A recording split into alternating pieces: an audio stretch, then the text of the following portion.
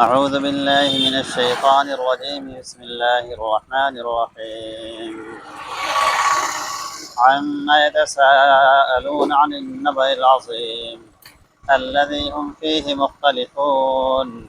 كلا سيعلمون ثم كلا سيعلمون.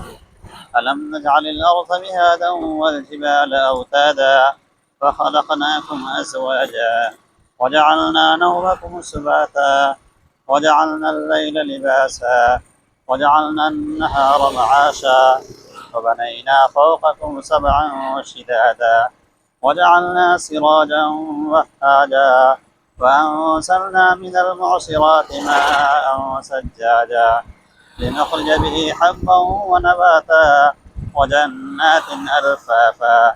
إن يوم الفصل كان ميقاتا يوم ينفخ في الصور فتأتون أفواجا ففتحت السماء فكانت أبوابا وسيرت الجبال فكانت سرابا إن جهنم كانت مرصادا للطاغين مآبا لابسين فيها أحقابا لا يذوقون فيها بردا ولا شرابا إلا حميما وغساقا جزاء وفاقا.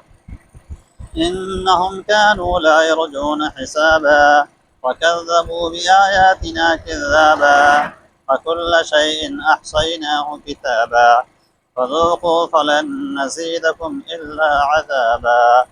إن للمتقين مفازا حدائق وأعنابا وكواعب أترابا وكأسا دهاقا لا يسمعون فيها لغوا ولا كذابا جزاء من ربك عطاء حسابا.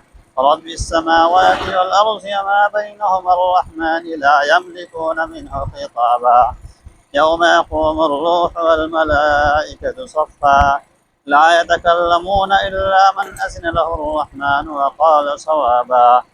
ذلك اليوم الحق فمن شاء اتخذ إلى ربه مآبا. إنا أنذرناكم عذابا قريبا يوم ينظر المرء ما قدمت يداه ويقول الكافر يا ليتني كنت ترابا.